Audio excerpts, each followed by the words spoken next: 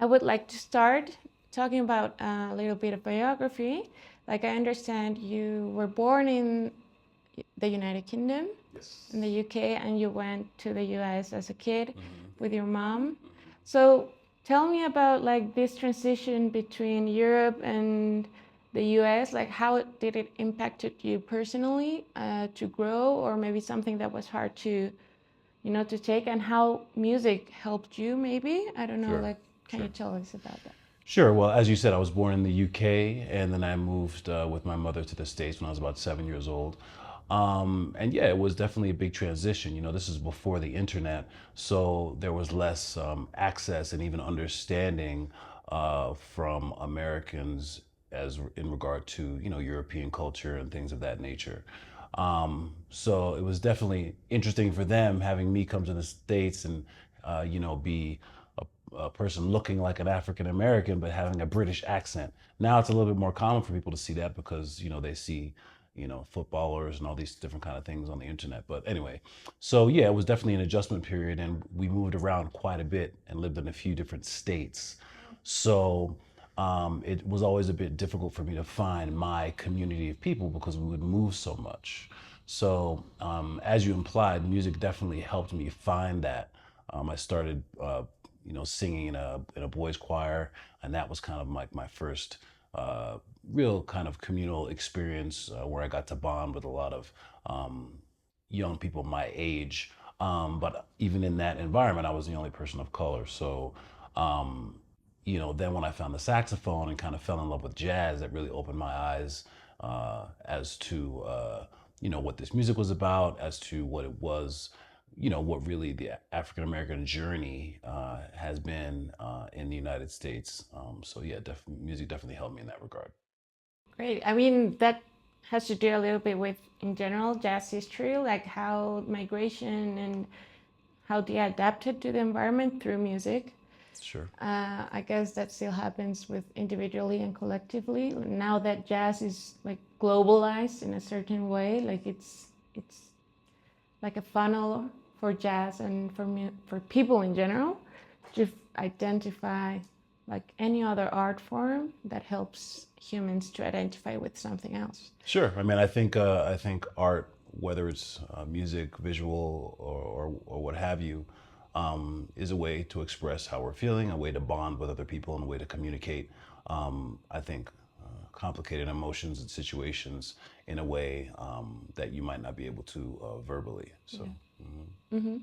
Like, and throughout growing up, I understand you went to a high school and then college and everything, but everything through a system, a school system, uh, with a perspective of art.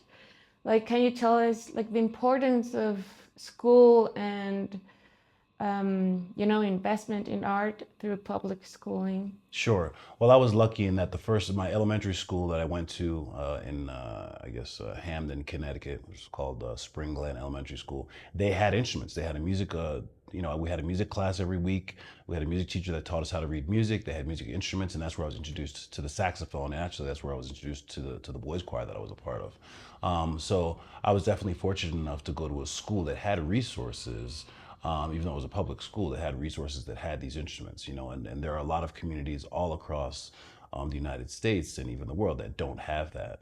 And then, as you mentioned, I went to high school, and the high school that I went to was a pretty specific school called High School in the Community. It was what they call a magnet school. So they didn't really have arts or even sports in that school. What I would do is I would have to go to that school for half of the day, and then go to another school that had arts. And this was in New Haven, Connecticut. And the art school that I went to were two of them. One was called the Educational Center for the Arts in New Haven. The other one was called the Neighborhood Music School.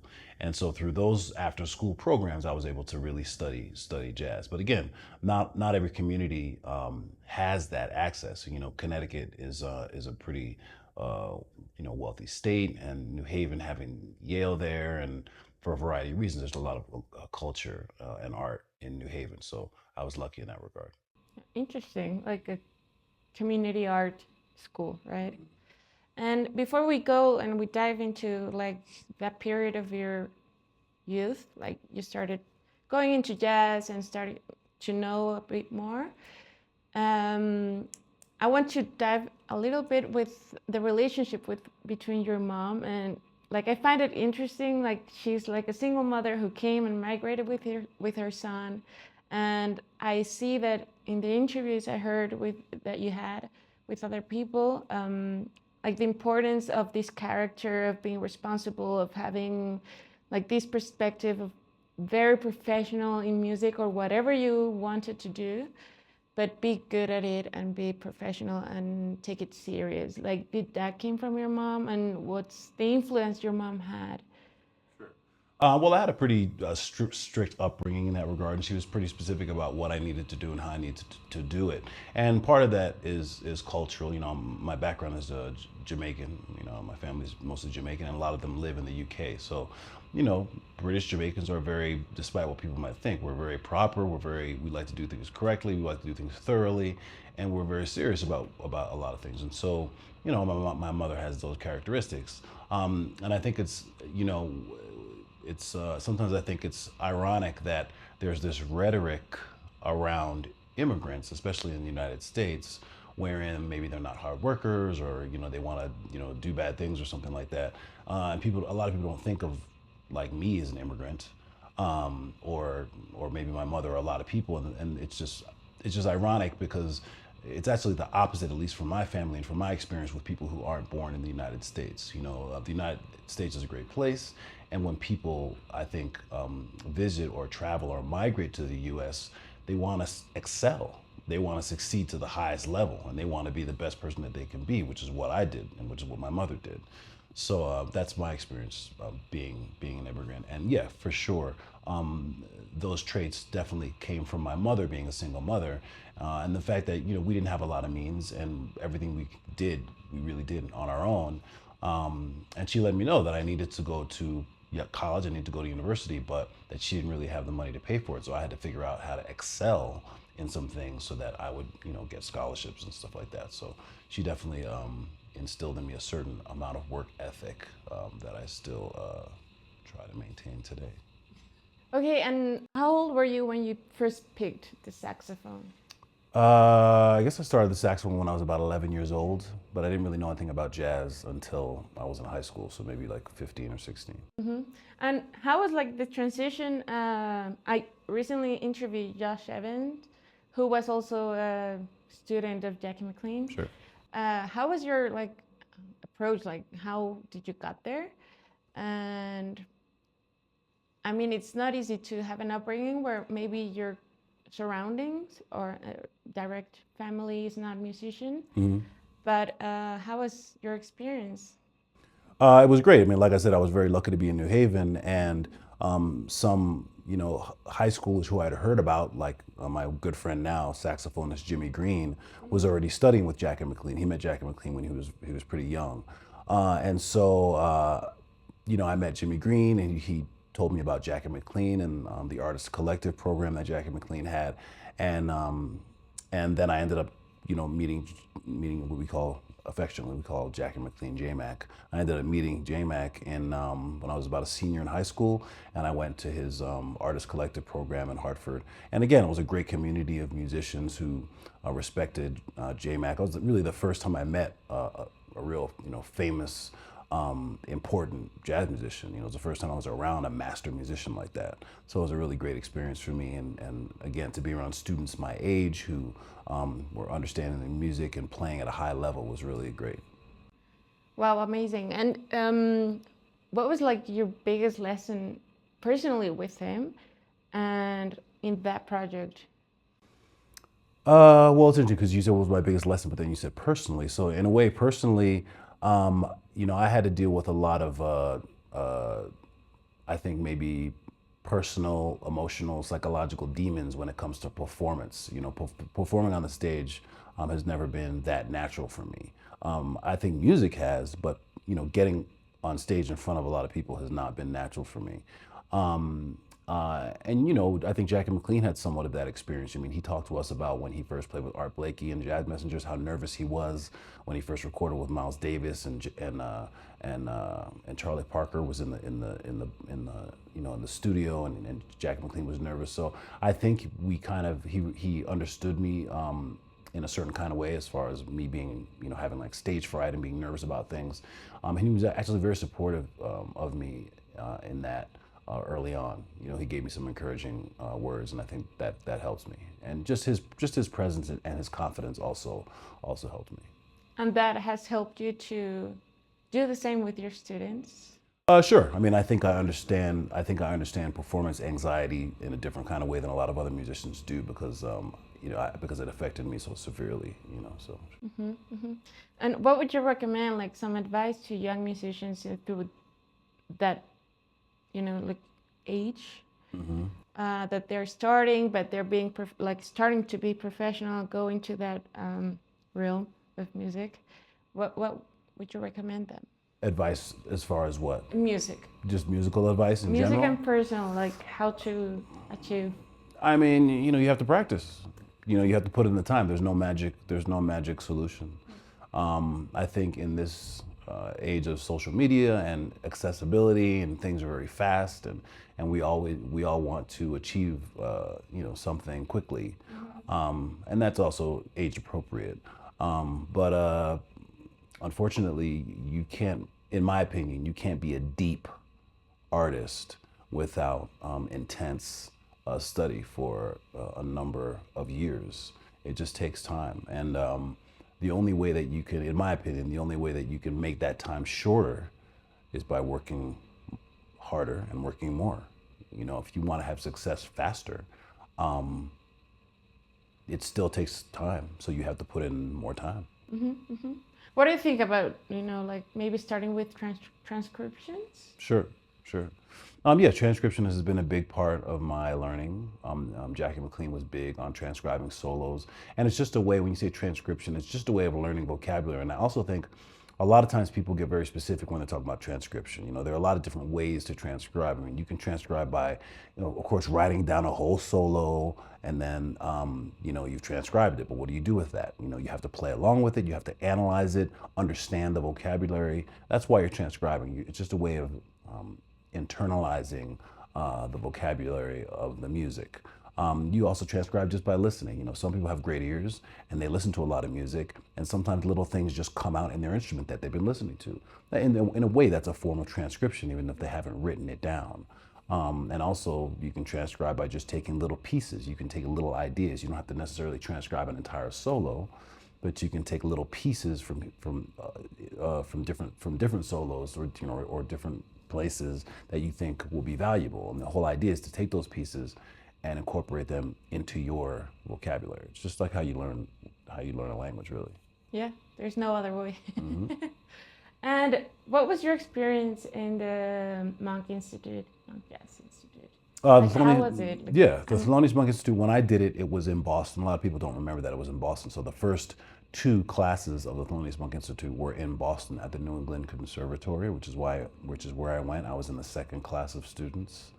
And it was a great environment. It was a very high level of intensity. You know, we had Ron Carter there on a weekly basis as the musical director. We had different artists coming in on a weekly basis, people like Barry Harris, Clark Terry, Jimmy Heath, Benny Golson. You know, I mean, the list goes on and on of the amazing musicians who came. Charlie Persip, James Williams. I mean, I can go on and on of the amazing musicians who came to offer their advice and their guidance. You know, Dave Holland, Phil Woods. I mean, this is all in a 2-year span of time. They all came and spent weeks with us. So it was a great opportunity. And then towards the end, I got to tour. We all got to tour with Herbie Hancock, which for a few weeks, actually in South America, which was great. So I had a lot of great experiences in a short amount of time. And I got to meet a lot of important musicians like the ones that I mentioned. So when I moved to New York, I reached out to a lot of them, like Carl Allen, Eric Reed, Don Sickler. And because they knew me from the Monk Institute, I was able to reach out to them, and they trusted my level of you know, abilities and my seriousness about the music, and I got some opportunities there. Amazing. And throughout that period, what was like the most maybe difficult, vulnerable aspect of it? Like, because I remember when I was a student, like we're always through something difficult, maybe musically or personally, but musically, like what was the thing that kept you up at night, like practicing? And how did Uh, you overcome it? you know, everything. I mean, I've always had a certain level of performance anxiety, even when I was in the Thelonious Monk Institute. So I was always dealing with that. You know, I was always just trying to be better than I sounded the day before. And I just wanted, you know, I wanted people to hear what I had to say and enjoy what I did. So I don't know if that there was something specific that kept me up at night, but excuse me, but I just practiced constantly. I mean, if you talk to anybody who knew me during my collegiate years, both undergrad and grad, they know that I just practiced all the time. So I was, you know, one of the reasons that you have, in my opinion, one of the reasons that you have anxiety is because you're concerned that what you have to offer either isn't good enough or isn't going to be received well. And I think part of that is insecurity. And the reason you're insecure, in my opinion, or at least for me, the reason I was insecure is because maybe there were some things that I knew that I couldn't do very well. And I didn't want anyone to know. And so the way I overcame that was by finding those weaknesses and fixing them and making them strengths. I don't get nervous now because, I mean, of course I have weaknesses. Of course there are things that I want to do better, but I'm not nervous about certain things now because I know what I'm doing. So I have nothing to be worried about. It sounds simple, but, you know, it's a long journey to get to that point. You know, if you're confident in your abilities, there really isn't anything to be worried about. Yeah, it takes vulnerability to be honest with yourself and say, I'm not good at this. That's the other thing. You know, I think I think especially in this day and age with young musicians, it's a little bit difficult for them to be honest with themselves and to come to terms with the fact that, okay, these things I'm really good at, and these things need improvement, and I have to fix those. I think a lot of times there tends to be more focus on kind of smoke and mirrors, a terminology, like, you know, just kind of figuring out a way for people not to notice your weaknesses as opposed to fixing your weaknesses. Wow, interesting.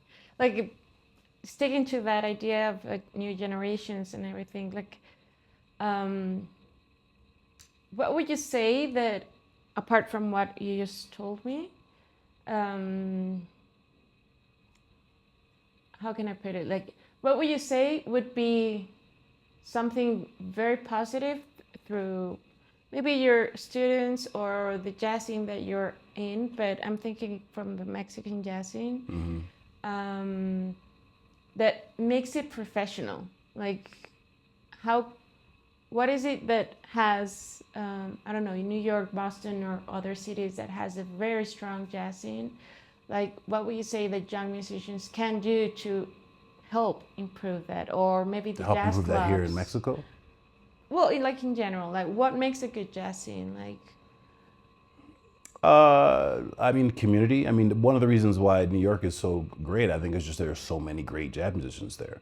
So, I mean, again, you can hide behind, you know, whatever facade you want to, but if you're in New York and you go to some of the jazz clubs, you're gonna go to a jam session or whatever, there's gonna be some really great musicians there. So you have to rise to that level. And if you're not at that level, it's really not, there's not really a way you can hide it so much. And I think that's one thing that makes these cities a great jazz cities, when you have a lot of great musicians, you know, pushing each other. You know, that's why I thrived in college, because when I studied with Jack and McLean, there were a lot of other great saxophone players who were practicing just as much as me. So I was in an environment where I had to keep going. I had to keep, you know, working hard. So that's one thing, a city that has a lot of great musicians. How do you attract great musicians?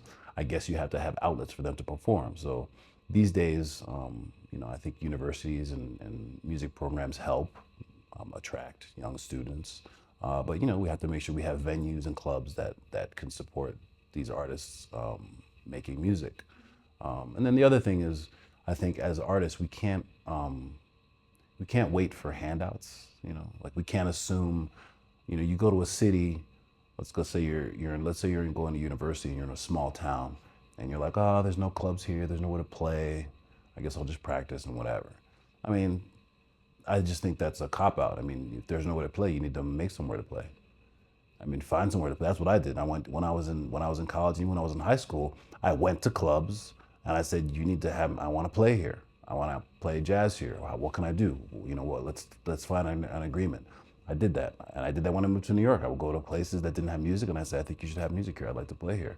You have to make. If there's not a scene, you have to make the scene. You have to be proactive. You can't sit and wait for some special club to open that's going to call you. Mm-hmm. Yeah, exactly. Make your own scene, right? And what would be like a good jazz club? What is the standard of a really good jazz club? Well, I don't know. I think that's up for debate, and in some ways, it's changing. I was just talking about this yesterday to one of the guys here. And one thing that I like is when it feels like a community. When you can go in and you can enjoy the music, but also enjoy that communal aspect, talking to different musicians, talking to fans, a place where you can go and sit and have a drink or have some food, and also there be some sort of balance between it being a listening room where you're listening to the music and you care about what the people are playing, but also it's some sort of social environment too. I think back in the day, that's what it was. I think now, and for better or for worse, I think now, in some ways, clubs are shifting to a more kind of concert format, which I think is great for, you might get more high-end clientele, you might get more people, you might get people listening more, which is important, and then ultimately, hopefully, you might get the musicians paid more because it's more of a high, a high level, high society type of thing. That's great, but we also want, in my opinion, want to try to have that balance where you're young musicians and older musicians feel comfortable hanging out there and talking to each other. Yeah, exactly. We need like different type of venues. Sure. For all kind of people too, all kind of how do you call it, public. Thinking about that, what's your take on the role of a musician in society and art and jazz in society? Well, I think it should be personal. I think the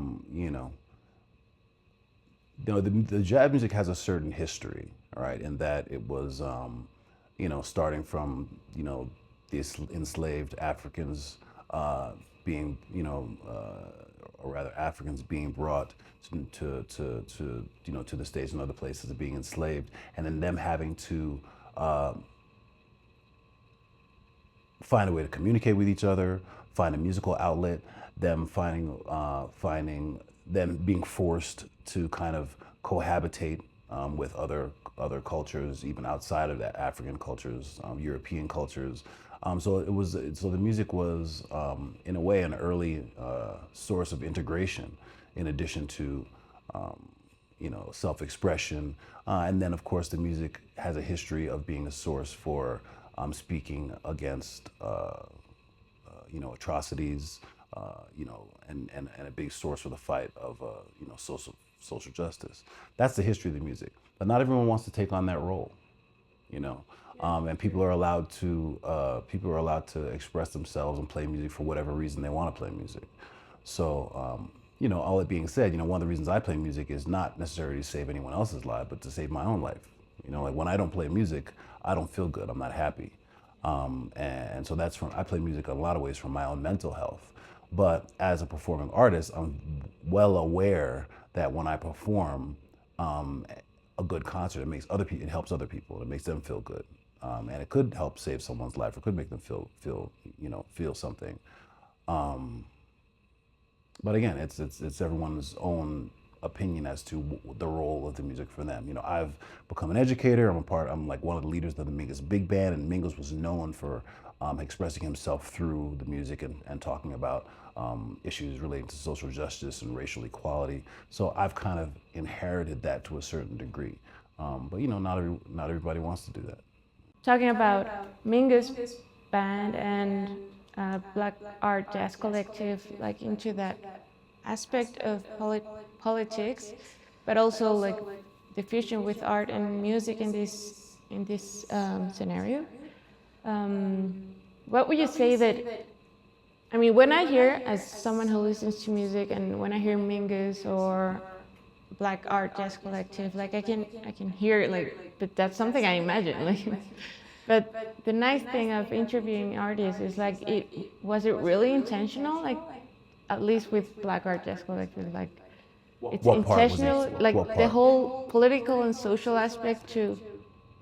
Sure, sure. Well, I mean, the impetus for the group being born, Black Art Jazz Collective, was that there was an interesting discussion going on social media about whether that whether jazz was really black music, and the fact that jazz is really everybody's music, and this is maybe 6 years after Jackie McLean had passed away, and if he would have heard this kind of talk, he would have been pretty upset about it, I think. I mean, and what happens a lot of times, especially with things that are created in the black community, is that they get appropriated, and then the history of it gets kind of pushed back or washed away. And in a lot of ways, black artists and people who make innovations who are black or of color don't get the credit that they're deserved, or just don't get really talked about or celebrated that much. So in 2013, that was the impetus for me, calling my friends Jonathan Blake and Jeremy Pelt and expressing to them the need that I thought there was to have a group of like-minded musicians of color who unapologetically kind of celebrated black culture, celebrated the origins of the music in a positive way, and just kind of wrote original music and pooled our resources and just tried to just present something in a very positive way that would hopefully inspire people both of color and not of color, whomever, to really kind of just respect the origins of the music more, and celebrate what it is in a transparent way, and not say things like, "Oh, jazz is everybody's music." I mean, it is everything is everybody's. I mean, yeah, sure, everyone can play it. Everyone had in jazz. There are so many innovators who weren't of color, who I've studied and we all study, but still the origins of the music are the same. Yeah, you have to be honest about that. Sure. Yeah. And I got my brain in blank. But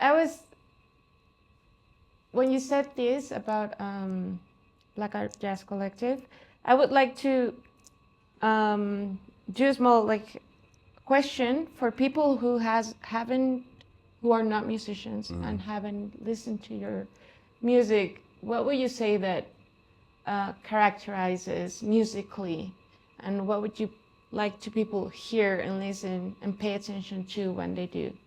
Honestly, as Duke Ellington said, there are only two kinds of music: good music and bad music. So I just want people to enjoy it, and hopefully they think it's good and they can feel whatever they want to feel. I mean, I know, and one of the great things about Black Art Jazz Collective, everyone, even though we have a lot of similar interests, we all come from different places and have, our own individual influences that maybe some of us don't have. So that's kind of the beauty of the band, that you're going to hear a lot of different influences. I know some of the common influences that we do have are Jackie McLean, of course. Our whole front line studied with Jackie McLean. So you're going to hear that. You're going to hear his influence for sure. Art Blakey and the Jazz Messengers, Miles Davis, Woody Shaw, Herbie Hancock, things like that. You're going to hear those influences, in the music for sure. Mm-hmm, mm-hmm. And what was something you learned about Ron Carter, for example? I've learned a lot from Ron Carter. I mean, he's one of my other big mentors. He was big on just being professional, punctuality, being thorough, adding to an ensemble more than just being a hired instrumentalist, but also contributing as far as an arrangement or the presentation of the music as well. If you have Ron Carter in the studio, he's not just gonna play bass and then go home. He's gonna have some opinions as to maybe how we can form and shape the music, and that's what he's brought there to do. And so I try to do that when I'm brought into a musical situation as well. Yeah. Nice. And today, what is your musical objective? What are you aiming I'm today? just trying to sound as good or better than I sounded yesterday. That's my aim every day. We're in a unique environment here in that the altitude is very high, and I wasn't prepared for that. So I'm trying to make sure that I can stay strong and have good breath support and can play with the sound that I want to have. We have a master class a little bit later. I want to make sure that I can have something to offer those students. And I know the performance is going to be great because we had a great show last night in Guadalajara, and I'm looking forward to the audience getting to appreciate Black Art Jazz Collective tonight. Great. And is there something you want to add to the interview? I don't think so. I hope I get brought back to Mexico much more because it's Yes. fun. I haven't come here that much, and I've enjoyed it. I hope I get to come here more and explore. What do you think about the sounds of Mexico City?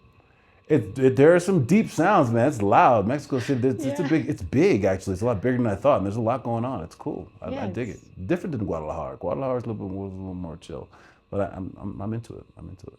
Yeah, we call it the Monster City. So Yeah, yeah, it's pretty intense. enjoy it, and thank you for having us, and thank you for your time for the interview. And My pleasure. I'm happy to put it out. Cool. Thank you. Appreciate it. Thank you. Okay, that's it. Cool. Perfect.